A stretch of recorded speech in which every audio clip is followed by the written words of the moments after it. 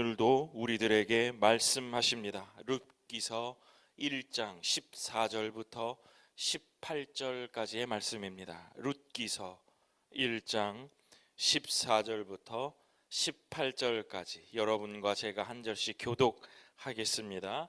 1장 14절. 그들이 소리를 높여 다시 울더니 오르바는 그의 시어머니의 입맞추되 룻은 그를 붙쫓았더라.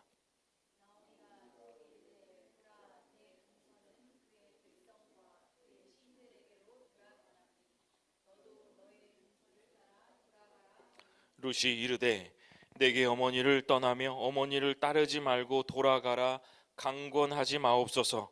어머니께서 가시는 곳에 나도 가고 어머니께서 머무시는 곳에서 나도 머물겠나이다. 여 어머니의 백성이 나의 백성이 되고 어머니의 하나님이 나의 하나님이 되시리니.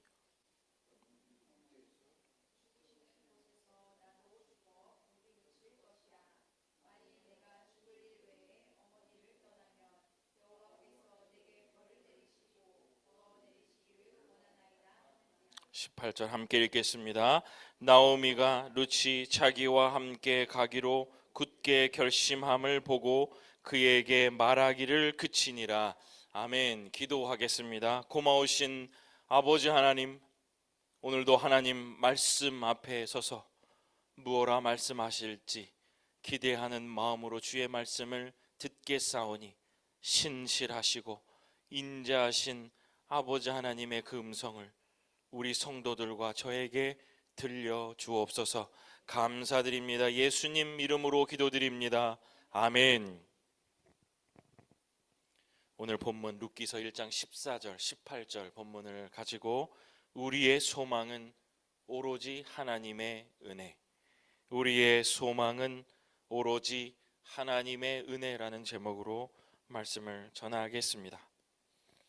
소망과 기대의 시리즈를 진행해 가고 있습니다. 오늘 그 5번째의 시간인데, 지난주는 흩어지는 주일로 보내고 이번 주 그리고 또 다음 주가 추수감사절이어서 소망과 기대 시리즈를 오늘 마무리하기로 하고, 추수감사절 이후에는 다른 시리즈의 회복에 대한 설교를 하려고 준비하고 있는데 이어가 보려고 합니다. 그래서 오늘 소망과 기대의 시리즈를 마무리하면서 우리의 소망과 기대에서 가장 중요한 것, 우리는 무엇 때문에 소망하며 살며 무엇 때문에 기대하며 사는가, 그러한 그 기본 원천을 말씀드리면서 또 그것을 말씀드려야 이번에 시리즈가 마무리가 되겠다 하는 마음으로 말씀을 준비했습니다. 여러분, 우리가 소망과 기대를 할 수 있는 그 원천, 우리가 오늘 찬송도 불렀습니다마는 하나님의 신실하심, 하나님의 성실하심, 하나님의 인자하심을 통칭하는 성경 속에 나오는 그 용어 헤세드입니다. 하나님의 인자, 성실이라고 표현되는 하나님의 은혜, 아무 조건 없이 대가 없이 주시는 그 은혜를 말하는 것입니다. 우리가 소망을 가질 수 있고 우리가 기대를 가질 수 있는 이유는 우리의 잘함과 우리의 능숙함이 아니라 오로지 하나님의 은혜이기 때문에, 은혜가 있어야만 우리가 그것을 기대할 수 있기 때문에 오늘 이 마무리 시리즈를 하면서 한 단어로, 헤세드라는 단어로 정리하면서, 하나님의 은혜라고 정리하면서 이번 시리즈를 마치고자 합니다. 오늘 우리가 읽었던 이 룻기서, 이 본문은 온통 헤세드의 이야기로 가득 차 있는 성경입니다. 오늘 그것을 함께 나누며 우리 성도님들과 은혜 받고 싶습니다. 여러분, 룻기서를 지금까지 어떻게 읽어 오셨습니까? 룻기에는 어떤 교훈이 있습니까? 자칫 시어머니 나오미, 며느리 룻의 이야기가 쭉 펼쳐지는 것을 보니 시어머니와 외국 며느리와의 자충우돌 화목 이야기쯤으로 생각하실 수도 있을 것 같아요. 그런데 제가 방금 전에도 얘기했듯이 룻기서는 하나님의 헤세드에 대한 내용이 꽉 차 있다라고 말씀드렸죠. 누군가는 가부장제가 있는 사회 속에서 며느리들이 가장 싫어하는 성경이 바로 이 룻기라고 하더라고요. 그러나 룻기는 이런 류의 사랑, 이런 류의 화목, 이런 류의 교통을 그리고 있는 책이 아니라 하나님의 헤세드, 하나님의 일방적인 사랑이 쓰여져 있는 곳이 바로 룻기서입니다. 이제 그 룻기서를 한번 쭉 살펴보면서 어떻게 그 헤세드가 드러났고 우리는 그러한 헤세드 속에 여전히 소망과 기대를 품는 인생이다, 이런 생각으로 은혜 받으시면 좋겠습니다. 첫 번째 주인공이 바로 시어머니 나오미입니다. 룻의 시어머니죠.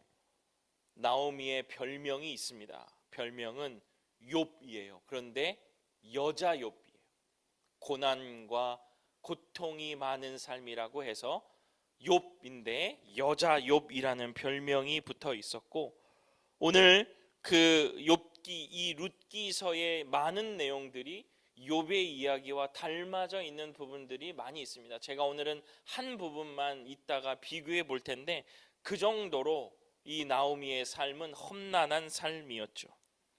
룻기서 시작에도 그런 내용이 아주 분명하게 나타납니다. 룻기서 1장 1절, 사사들이 치리하던 때에 그 땅에 흉년이 드니 유다 베들레헴의 한 사람이 그의 아내와 두 아들을 데리고 모압 지방에 가서 거류하였는데, 나오미가 베들레헴 사람이라고 나오죠. 남편과 아들 둘과 베들레헴에서 모압으로 이주했다라는 내용이 들고, 또 하나 중요한 것은 그 바로 위에 그 땅에 흉년이 드니라. 룻기서의 시작은 그 땅에 흉년이 드니라부터 시작되는 겁니다. 베들레헴 사람이다, 이렇게 구약이 얘기할 정도면 하나님은 신실하게 섬기는 민족이요, 그런 가정이요, 또 그러한 사람임을 표현하는 얘기거든요. 그러니까 이 말은 그러한 사람들의 삶 가운데도 그 땅에 흉년이 드니라, 이렇게 시작되는 거예요. 나오미처럼 신실하게 살았고 안 좋은 일이 생기지 않게 해달라고 기도하며 사는 인생에게도 결국 흉년을 맞게 되었다는 거예요. 지난 시간으로 말하자면 어떤 것과 연결할 수 있죠? 예수님이 사랑하시는 자 누구에게도요? 나사로도 병들었다, 나사로가 죽었다, 이런 것과 연결할 수 있을 겁니다. 룻기서의 초반에 이 나오미의 삶을 쭉 읽다가 보면 참 처절하겠구나라는 생각이 들 거예요. 제가 오늘 그것을 정리를 해 가지고 왔습니다. 여러분도 한번 룻기서를 읽었던 경험을 쭉 되살려 가시면서 이 나오미의 삶이 얼마나 소망 없는 삶인지를 한번 생각해 보시면 좋을 것 같아요. 첫 번째, 남편을 잃었습니다. 여성의 지위가 우리나라는 많이 높아져 있어서 뭐 또 그렇게 느끼지 않는 분도 계시지만, 여러분, 이것은 가부장세계, 특히 이 유다, 이스라엘의 민족에게는 남편을 잃었다라는 것은 엄청나게 큰 일입니다. 자기의 힘의 원천이요 버팀목인 남편의 상실을 겪었다는 거죠. 남성들이 주루로 살고 있는 그 사회에 여성이 혼자 들어가야 한다는 거예요. 어디요? 그것도 모압이라는 낯선 땅, 내가 익숙했던 베들레헴 땅이 아니라 모압이라는 땅으로 가야 된다는 거예요. 그러니 누구를 의지할 수밖에 없었을까요? 그의 두 아들을 의지할 수밖에 없었을 겁니다. 남편이 죽고 외국으로 두 아들을 데리고 떠난 그 여인의 이야기. 둘째는요, 그 아들들 말륜과 기륜이 그 땅에서 이방 여인들과 결혼을 해요. 오늘의 그 며느리 두 명이 오늘도 읽었습니다마는 오르바와 룻이었죠. 제발 장가라도, 제발 결혼이라도 가면 좋겠다라는 분위기가 있었을지 모르겠으나, 이때의 자기의 자녀들이, 하나님을 믿는 자신의 자녀들이 이방인들의, 이방 족속의 여인들과 결혼하는 모습을 보면서 이 나오미는 자신의 삶이 그렇게 뜻대로 되지 않음을 느꼈을 겁니다. 세 번째는요, 더 심하대요. 두 아들들에게서 자손을 얻지 못합니다. 자녀 손들이 있는 것이 엄청난 복이잖아요. 그런데 외국 모압으로 떠난 곳에서 남편 잃고 아들 둘 하나 의지하며 살았는데 아들 둘도 하나님을 경외하는 사람들로 가정을 꾸리는 것이 아니라 이방 여인들과도 꾸렸는데 자손도 못 갖는 거예요. 한 명도 아니고 두 명의 며느리가 그 아이를 가질 수 있나 없나 기대하며 실망하며 십수년이 흘렀다고 하니까 얼마나 고통의 세월이었겠습니까? 넷째는요, 그 아들들이 그 땅에서 죽어버려요. 정말 이렇게 기구한 삶이 있을까요? 정말 최악이죠.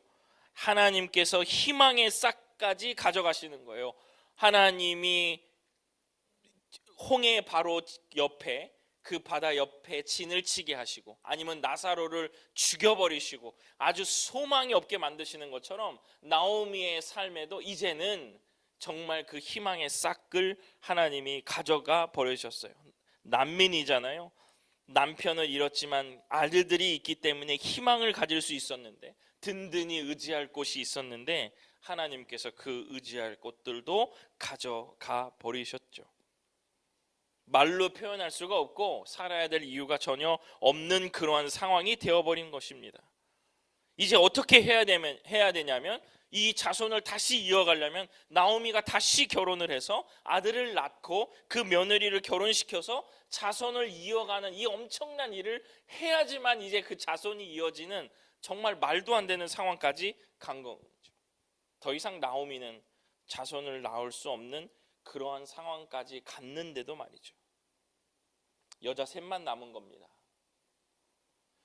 엄청난 문화적인 위험함에 처해 있죠. 여성 3명. 고대 사회에서는 배우자가 없는 남편을 잃은 여자는 학대와 착취, 폭행, 심지어 성매매의 대상이 되는 경우가 너무도 많이 있었습니다. 이제 마지막. 저는 이것이 정말 최악이라고 생각하는데, 이러한 삶을 다 겪고 그냥 모압에 있으면 되는데 이제 어쩔 수 없이 이 나오미가 어디로 와야 되냐면 떠나왔던 베들레헴으로 다시 가야 되는 거예요. 갔으면 성공해야 되고, 갔으면 우리 자식이 이렇게 잘 되어야 되는데 아들들 다 잃고 외국인 며느리 데리고 아무것도 없이 이제 다시 자신이 떠나왔던 유다로 다시 베들레헴으로 올라가야 되는 상황이에요. 어떤 것이 상상이 될까요? 사람들이 보면서 그때 그 나오미 아니야? 그때 그 떠나갔던 그 나오미 아니야? 제일 버티기 힘들었을 겁니다. 여기까지만 보면 그 이야기가 전부 끝났고, 정말 이 성경은 회복과 소망과 소위 기대가 없는 그러한 성경이 바로 룻기죠. 최악의 상실함을 경험하면서 완전히 세상은 무너졌고 소망이 없는 상황. 그때 룻이 나타나는 겁니다. 룻기서 1장 13절 보면 그 나오미가 자신의 삶을 어떻게 느꼈는지가 나오거든요. 그거 한번 보겠습니다. 너희가 어찌 그들이 자라기를 기다리겠으며 어찌 남편이 없이 지나겠다고 결심하겠느냐. 내 딸들아, 그렇지 아니하니라.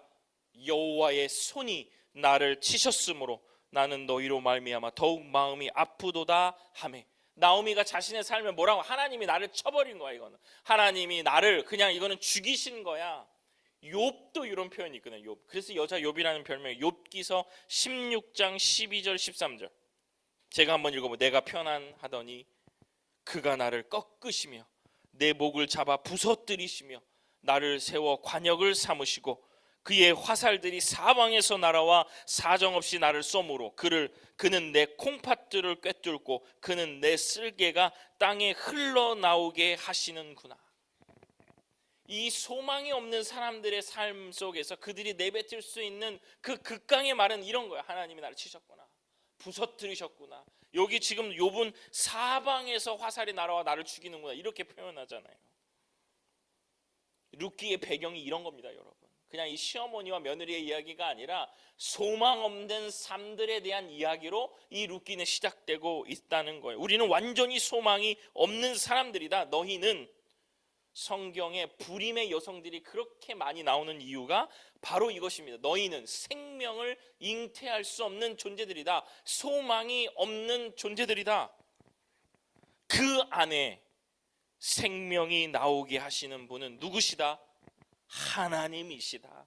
이걸 알려주시는 거예요. 완벽하게 소망이 없고 길이 없고 방법이 없는 자들이 손을 놓고 아니면 손을 들고 하나님을 향하여 어쩔 수 없이 서 있을 때, 그때 하나님이 우리에게 다가오시는 겁니다. 완벽히 그분의 방법으로, 완벽히 그분의 시간으로 나타나시는 거죠. 하나님이 이제 어떻게 하실 건가요? 저는 이제 아무것도 없습니다. 아들도 없고 며느리도 없고 가진 것 없고 이제 사람들이 나를 조롱할 그 베들레헴으로 올라갈 수밖에 없습니다. 어떻게 하실 겁니까? 이제 하나님 차례입니다.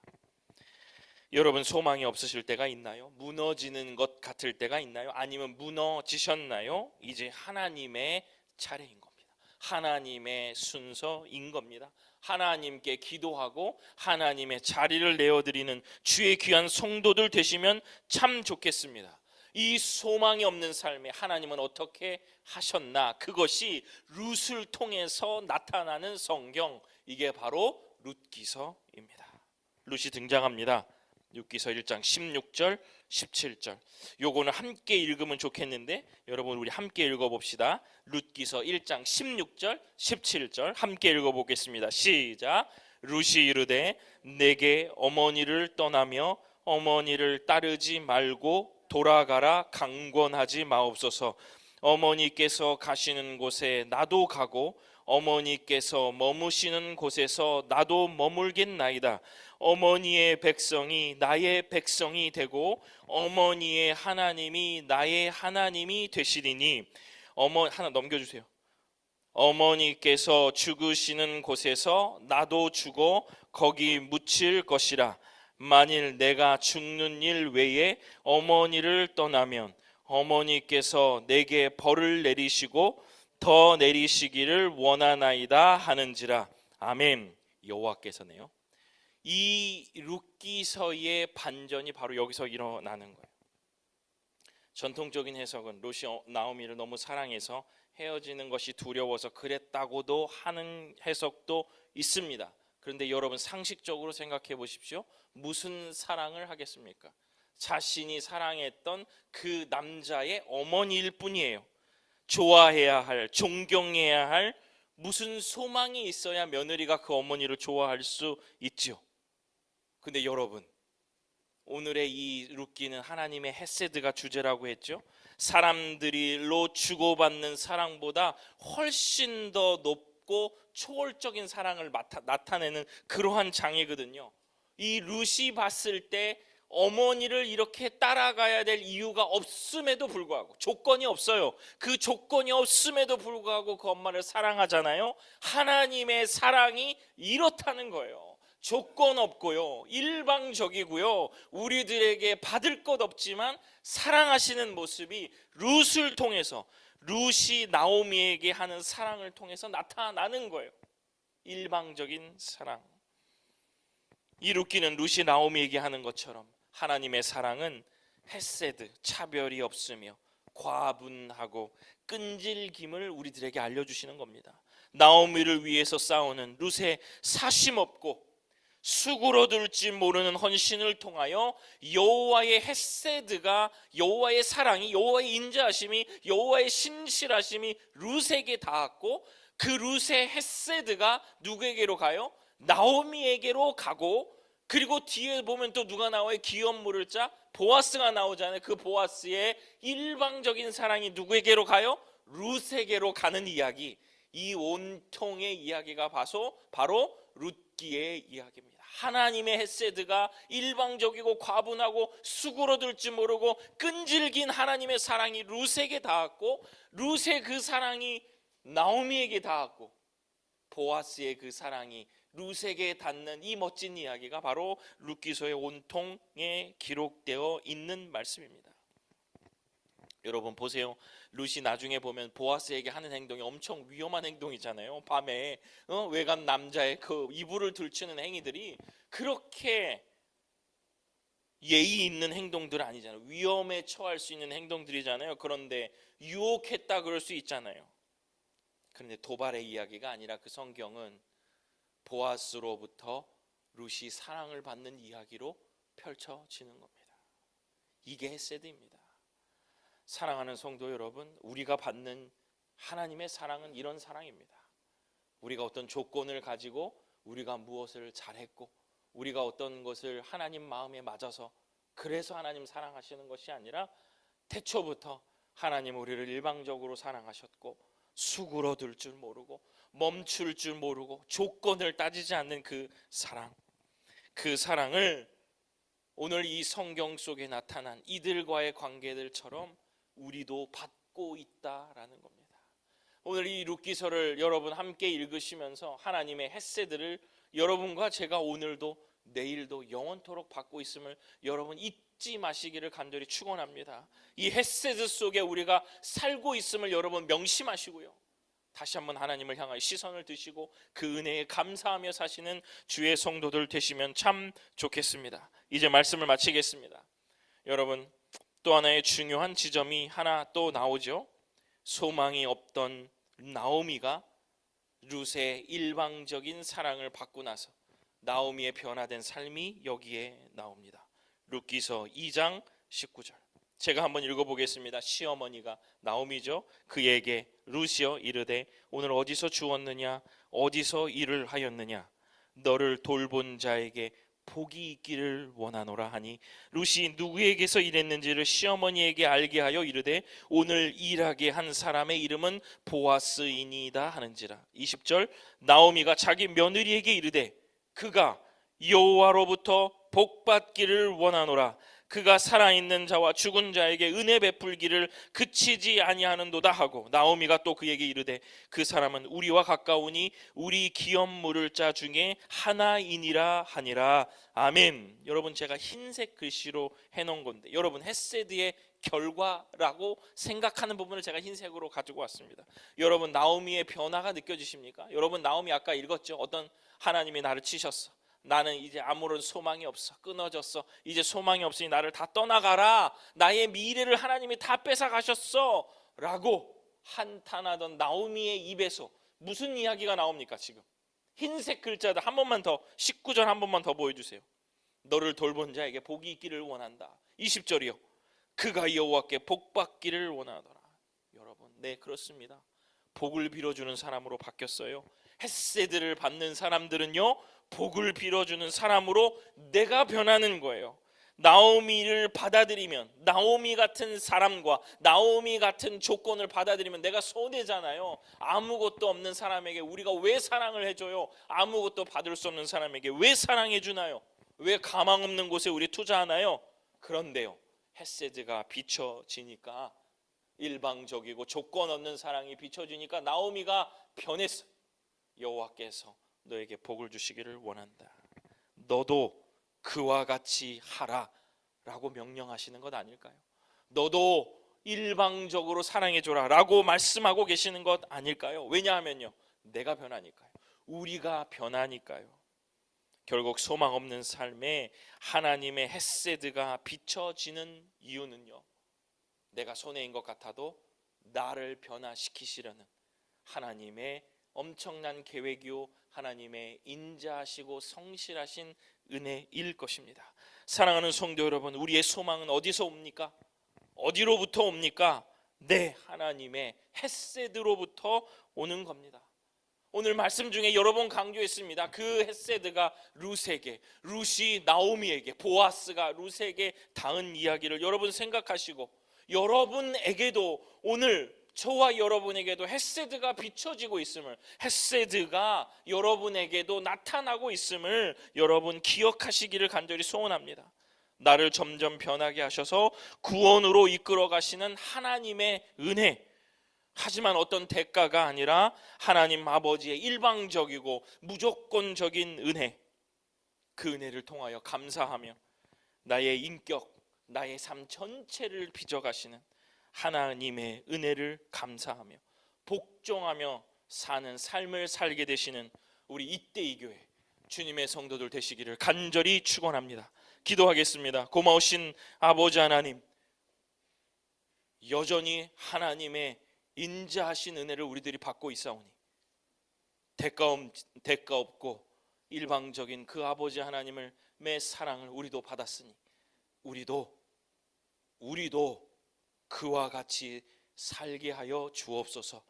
우리를 변화시키시는 아버지 하나님의 그 은혜에 감사하며 복종하며 사는 삶 될 수 있도록 아버지 하나님 우리를 인도하여 주시옵소서. 감사드립니다. 예수님 이름으로 기도드립니다.